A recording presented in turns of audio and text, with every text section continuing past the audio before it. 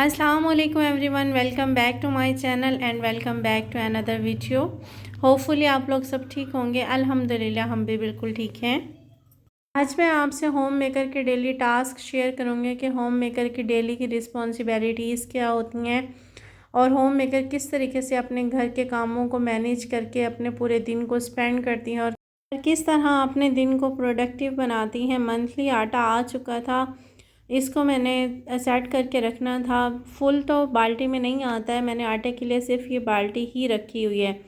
Half बाल्टी में आ जाता है और हाफ़ ना मैं इसी तरीके से ना इसमें रखती हूँ जिसमें आटा आता है और उसी में से पहले यूज़ करती रहती हूँ और बाल्टी के आटे को मैं बाद में यूज़ कर लेती हूँ। मुझे इस तरीके से हैंडी भी हो जाता है और इजी भी हो जाता है। अगर मैं बाल्टी के आटे को पहले यूज़ करूँ तो दूसरा आटा इसी तरीके से इसमें रखा रहता है, जो मुनासिब नहीं लगता तो फिर मैं हाफ़ ना बाल्टी में शिफ्ट कर देती हूँ और हाफ़ इसी तरीके से ना इस बोरी में ही रहने देती हूँ।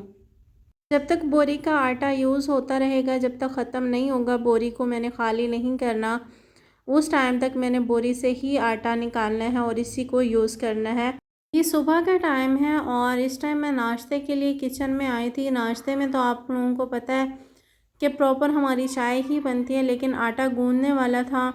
जैसे हस्बैंड ने 11 बजे या 12 बजे जिस टाइम भी नाश्ता करें या उसको लंच बोलें आप, उसको करने के लिए भी मैं साथ किचन में ही अपनी चाय के साथ ही तैयारी करना स्टार्ट हो गई थी कि सुबह ही खाना बना लूँगी तो इजीली ना लंच के लिए आटा भी मुझे गूंदा हुआ मिल जाएगा और साथ में मुझे सालन भी पका हुआ मिल जाएगा। आज मैंने खाने में बनानी थी दाल और पतली सी मैंने दाल बनानी है ताकि हम रोटी को भिगो के या चूरमा बना के खा सकें। इसको सिंपली मेथड से मैंने बनाना है कि सब चीज़ों को मैंने प्याज, टमाटर, हरी मिर्च, लहसुन और रेगुलर मसाले जो हम अपने घर में यूज़ करते हैं, नमक, मिर्च, हल्दी, धनिया और ज़ीरा, ये सब चीज़ें मैंने इसी तरीके से एक साथ ही डाल के और ढेर सारा पानी डाल के ना इसको चूल्हे पे रख देना है और दाल को मैंने ना पानी के नीम गर्म होने के बाद शामिल करना है। इस तरीके से दाल जल्दी गल भी जाती है और ना फूल भी जाती है। और दाल को भी मैंने सुबह उठते ही भिगो दिया था। किचन के काम मैंने बाद में स्टार्ट किए थे, लेकिन दाल को मैंने पहले भिगो दिया था। तकरीबन 1 से 1.5 घंटा दाल ना भीगी रही है, मैं जब तक बाकी के काम करती रही।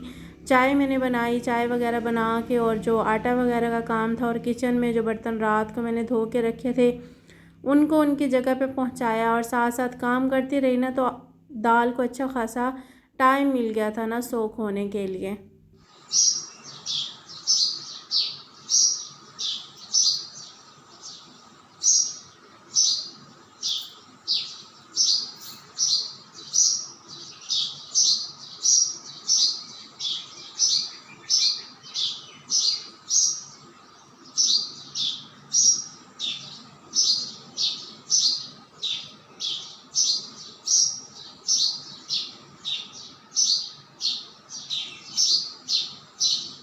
अगर आप मेरे चैनल पे न्यू हैं तो चैनल को सब्सक्राइब कर लें। अगर आपको वीडियो ज़रा सी भी पसंद आए तो वीडियो को लाइक ज़रूर कीजिएगा और कमेंट में मुझे ज़रूर बताइएगा कि आपको वीडियो कैसी लगी।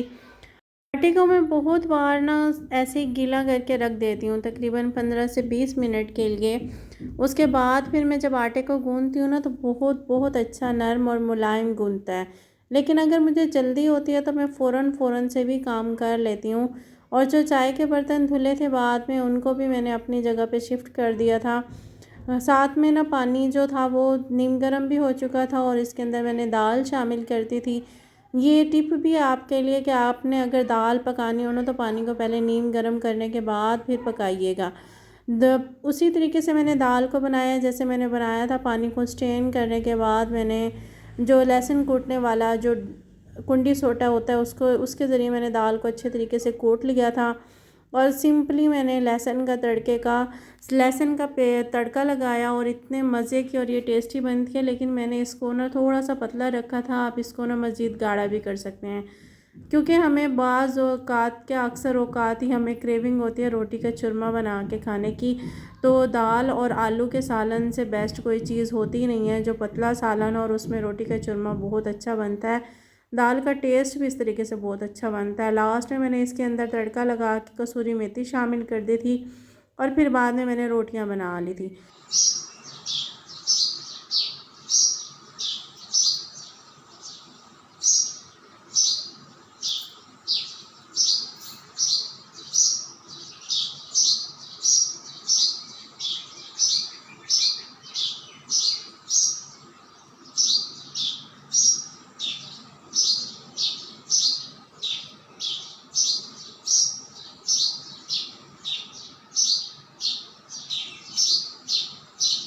दाल बनाने के बाद बस शाम को मैंने सिर्फ रोटियां ही बना ली थी और शाम को आ गई थी ग्रोसरी। हफ्ते की सब्जियां वगैरह आ चुकी थी, उनको मैंने समेटना था। फ्रूट्स वगैरह मंगवा लिए थे और साथ में सब्जियां थी।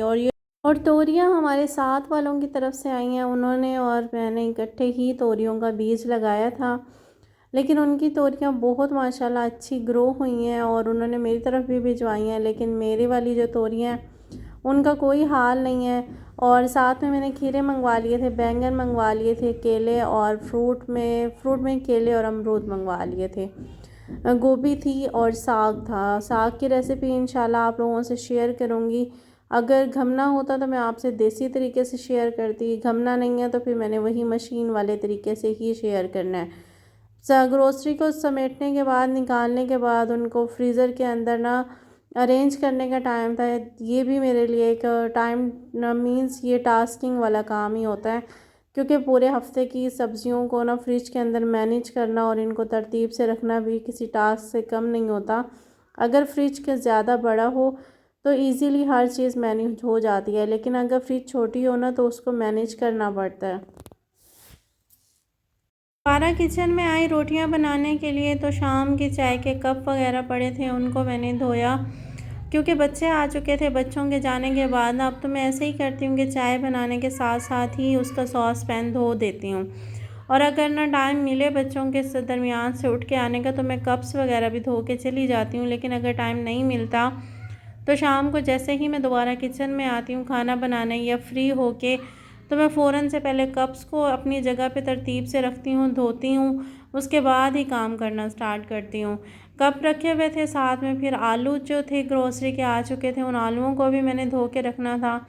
एक मरतबा में अगर धो के रखते ना तो फिर आपको बार बार धोने की टेंशन नहीं होती। और सबसे मेन, फिर जब आप टोकरी के अंदर डालते हैं तो उसके इनसे जो मिट्टी गिरती है ना, वो टोकरी को और ना टोकरी की जो स्पेस होती है उनको ख़राब नहीं करती।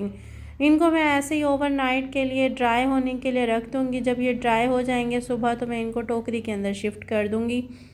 ये सिंपल सा मेरा तरीका है हर चीज़ को मैनेज करने का। यही सिंपल सी मेरी लाइफ है। इसी तरीके से अपने टास्क को सारा दिन में अपने लाइफ को मैनेज करके अपने डे को प्रोडक्टिव बना के अपनी ज़िंदगी को लेके चलना। हर होम मेकर तकरीबन यही करती है। ये छोटी सी सिंपल सी रूटीन आप लोगों से शेयर की है। इस छोटी सी रूटीन में अगर टाइम मिलता है तो रेस्ट भी करती हूँ, और बाज़ औक़ात ऐसा भी होता है कि ढीठ बन के भी रेस्ट करना पड़ता है। और आज के व्लॉग में भी मेरा यहीं तक था। होपफुली आपको पसंद आया हो तो लाइक ज़रूर कीजिएगा। अपना बहुत ज़्यादा ख्याल रखिएगा। मेरी तरफ से अल्लाह हाफिज़।